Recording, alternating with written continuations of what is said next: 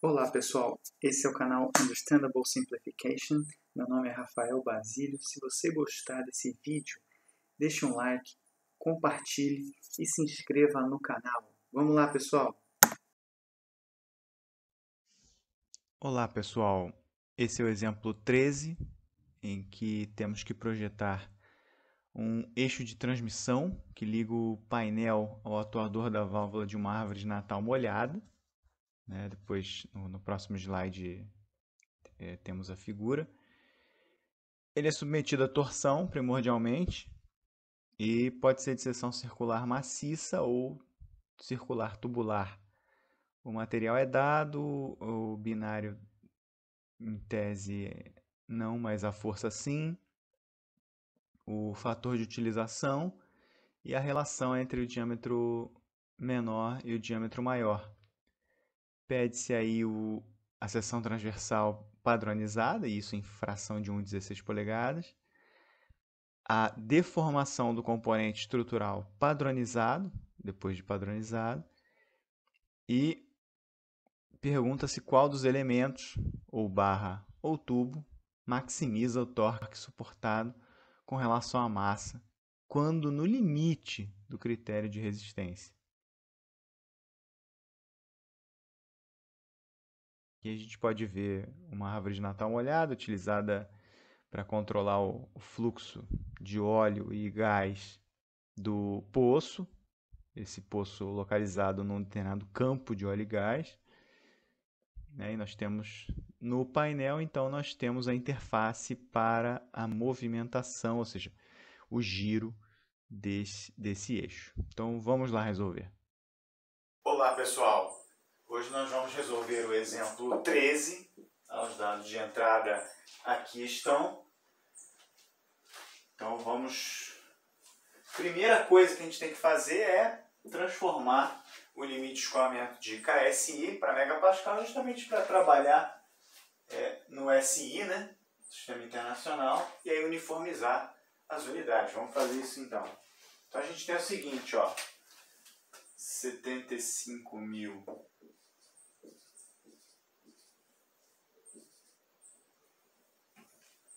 libras força por polegada quadrada. Então a gente tem 75.000 vezes 0,454 vezes 9,81 dividido por 25,4 ao quadrado. Então isso aqui vai dar 517,748 megapascais, correto? Então aqui a gente tem já o limite de escoamento em megapascais. E o que a gente pode fazer agora é a tensão máxima admissível em cisalhamento. Por quê? Porque nós temos um fator de utilização aqui de 70%. Então a gente tem o seguinte, 0,7 vezes 517,748 vezes raiz de 3 sobre 3, justamente porque é de natureza cisalhante. Então a gente tem esse valor aí, 209,245 megapascais. Tá? Então a gente tem a tensão máxima admissível que esse eixo de transmissão pode atingir. Então, pegando agora em primeiro lugar, vamos separar isso aqui e vamos fazer o item A, pede o dimensionamento desse componente. De modo que, então vamos fazer primeiro para o circular maciço. Então, nós temos então tensão. Temos algumas alguns dados geométricos e temos também o torque aplicado, em tese, né, porque depende também do diâmetro, nós conseguimos então, por meio da expressão matemática, né, então a gente tem lá tal ADM é o quê? O torque vezes o raio sobre momento polar de inércia. Quem é o torque nesse caso aqui? É a carga F vezes o quê?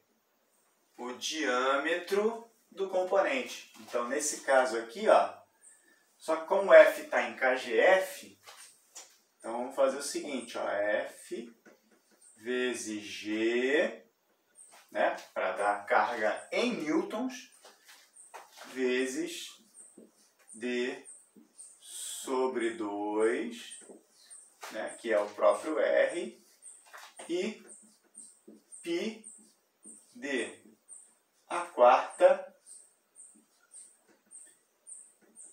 32, correto? Então a gente tem aí o seguinte, cortando aqui, cortando e cortando, a gente tem então que diâmetro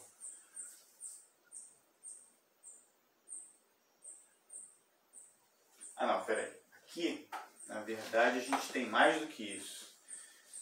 Porque se a gente está falando do torque, a gente está falando de F vezes D. Só que, primeiro, F vezes G, depois vezes D, então esse aqui é o torque. Aí sim, vezes D sobre 2. Perfeito. Agora sim. Tá? Então a gente tem, corta aqui, ó. Deixa eu cortar aqui. Aqui, corta, corta, corta aqui. Então a gente vai ficar com D é igual a 16 sobre π F vezes G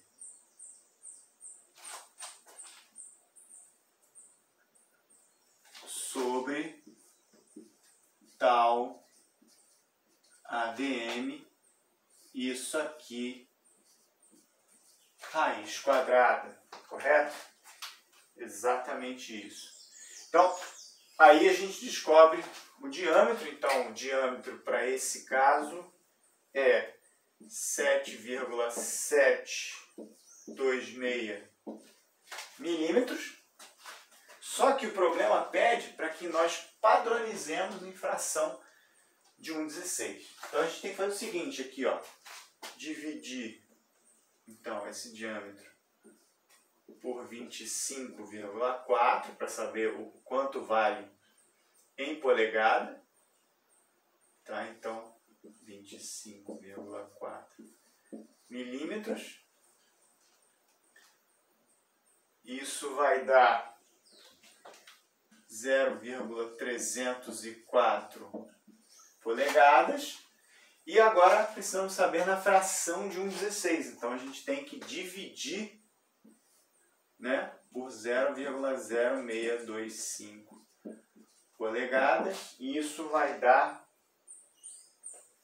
4,864. Como a gente não pode ter uma fração de 1/16 quebrada, a gente então vai dizer que na verdade a gente está com 5/16 de polegada, ou seja, o diâmetro da barra circular maciça vale 5/16 de polegada, né? Vamos colocar aqui a unidade. Tá?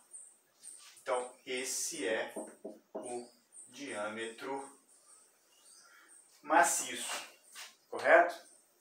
Esse raciocínio análogo ao circular tubular, A única diferença é que agora a gente tem um vazio ali no núcleo.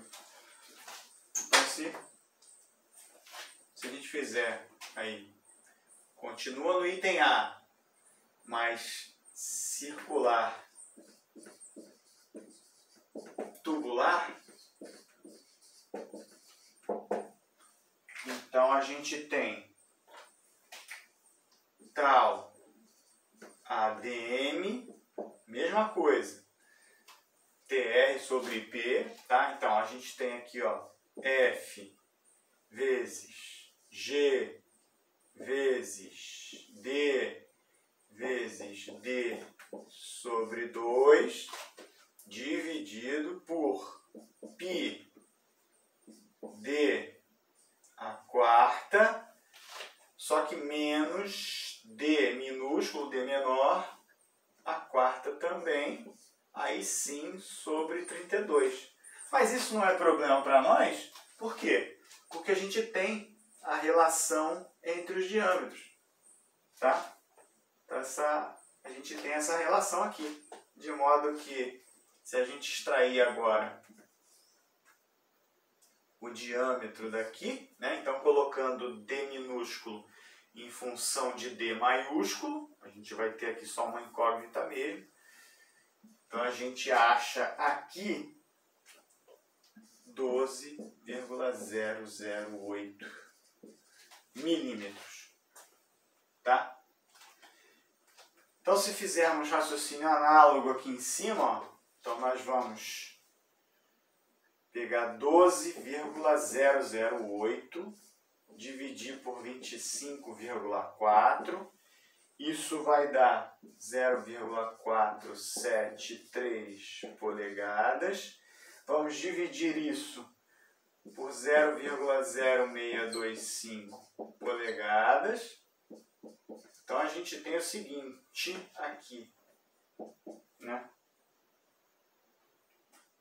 7,564, mas não podemos ter fração quebrada, de modo que a gente tem, então, 8. Nesse caso, então, seria 8/16, que é o mesmo que meia polegada. E se a gente tem o diâmetro maior, então é só, ó, obter o diâmetro menor, diâmetro interno, por essa expressão aqui. Então, esse é o diâmetro externo, no caso do tubo, e o diâmetro interno é facilmente calculado por essa expressão que já é dada como dado de entrada. Tá? Perfeito. Então, esse é o item A. Tá? O item B é mais simples ainda. Então, item B, ó, vamos separar aqui. O item B, basicamente, se a gente disser que esse componente ele está no regime elástico linear, então ele obedece à lei de Hooke. Se obedece à lei de Hooke, então gama é igual a tal sobre G. Quem é tal? É essa expressão que a gente acabou de visualizar, né? Então, se a gente pegar aqui F vezes G, vamos pegar primeiro para o circular maciço, né? F vezes G vezes D, que é o torque, vezes D sobre 2. Pegarmos ali π D a quarta sobre 32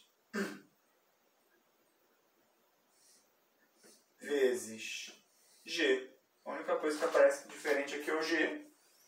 Tá? A gente já tem o diâmetro padronizado. A gente tem o G como dado de entrada. A gente tem F, tem G, acabou. Então, o gama para o circular maciço então, 2,832 vezes 10 a menos 3. Tá? Raciocínio análogo para fazer para o circular tubular. Então, gama vai ser tal G do mesmo jeito, só que nesse caso tal aqui é F vezes G vezes D sobre 2 π D4 menos D4 sobre 32 vezes G, certo? A gente tem a relação entre os diâmetros, continua tendo, de modo que, então, o gama para o circular tubular seja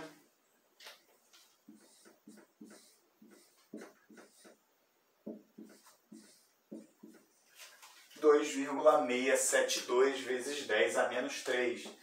Então, depois confiram esses cálculos aqui, façam as substituições e verifiquem se vocês conseguem encontrar esses valores para as deformações. Lembrando que as deformações são por cisalhamento, por isso o gama, tá? A tensão de torção é de natureza cisalhante. Então, a gente só poderia obter aqui deformação por cisalhamento. Bom, no caso do item C, né, pegando aqui item C, ele pede para minimizar, ou seja, na verdade, maximizar qual é qual é o perfil que maximiza o torque pela massa. Então, na verdade, é essa relação aqui, ó. Quem tem a maior relação T sobre M. Nesse caso aqui, ó, é o mesmo que isso aqui. Então, massa específica vezes volume. E para o caso do circular maciço, nós temos o seguinte. A gente tem aqui, ó, que T sobre ρV é,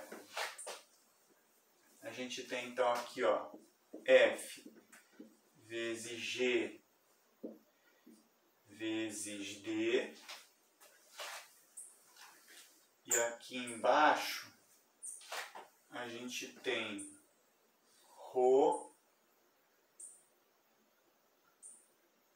Bom, mas aqui a gente pode substituir, sabe pelo quê?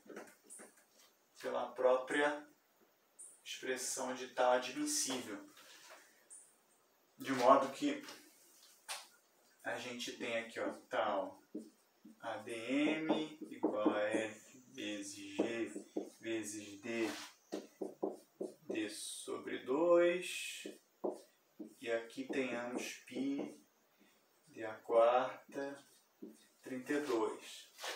Então, na verdade, esse aqui é o torque. Então, torque. Isso aqui a gente corta,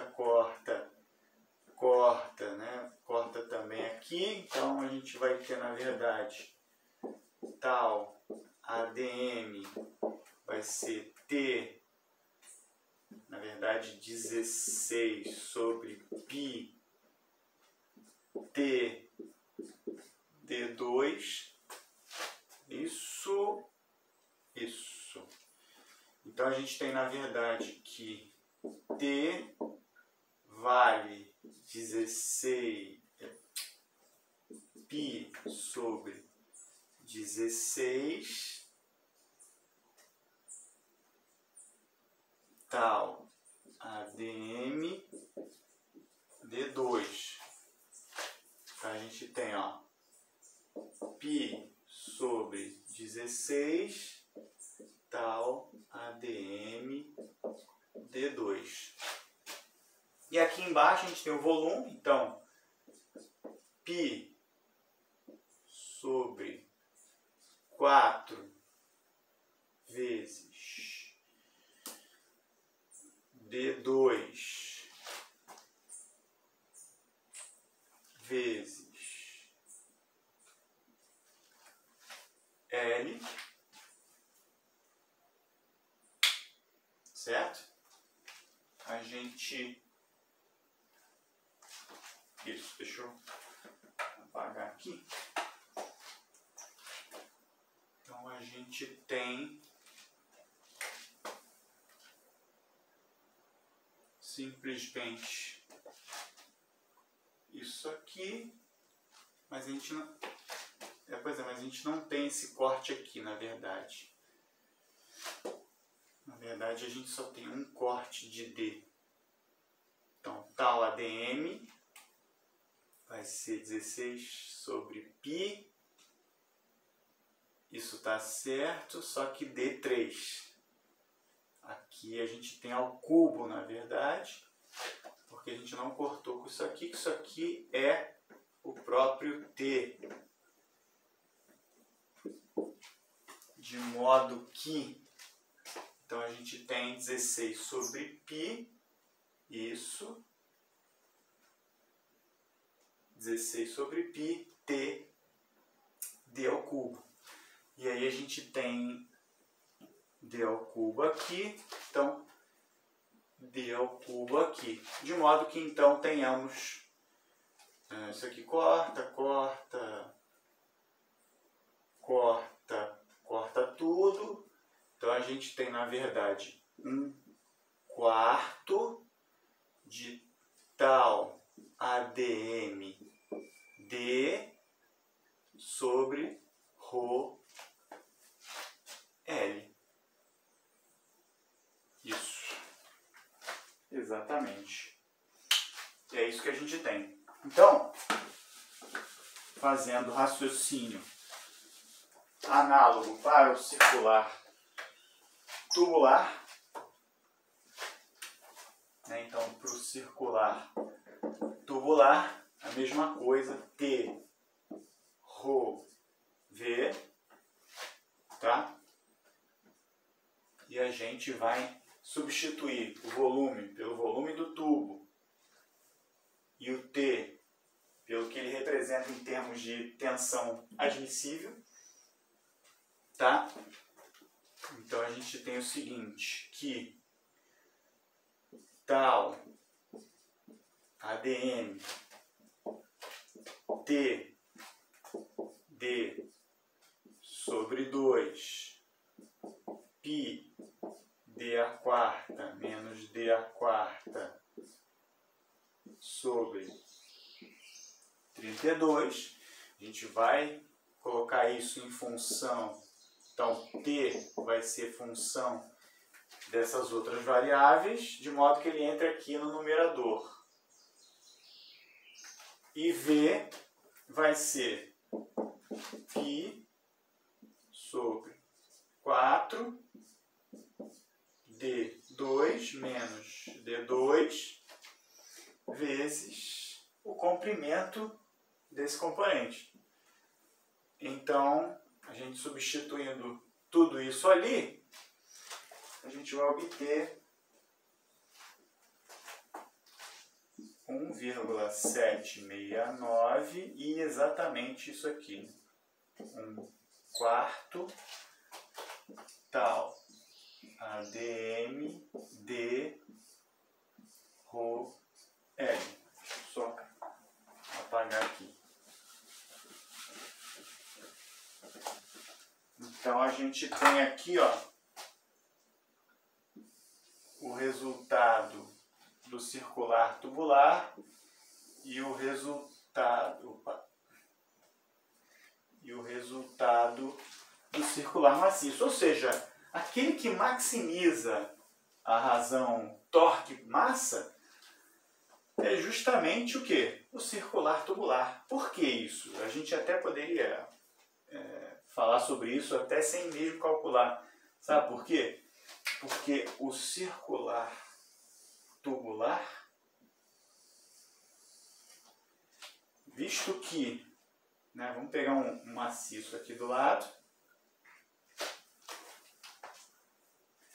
visto que a distribuição de tensões, né, de torção, ela se dá dessa maneira,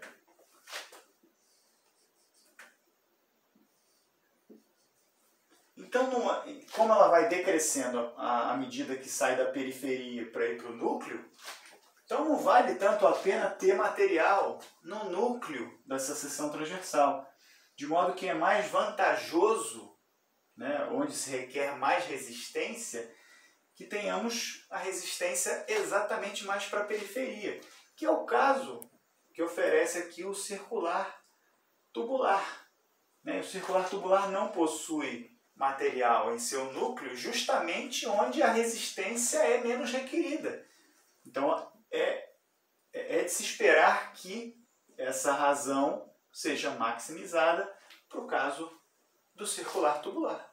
Tá? Então, por distribuição de tensão, o circular tubular acaba sendo o que maximiza essa razão torque sobre massa, ou seja, ele oferece mais resistência com a mesma massa de um circular maciço. Tá? Então esse aqui foi o exemplo 13. Muito obrigado e até a próxima. Bom, me despeço por aqui. Até o próximo vídeo, se Deus quiser.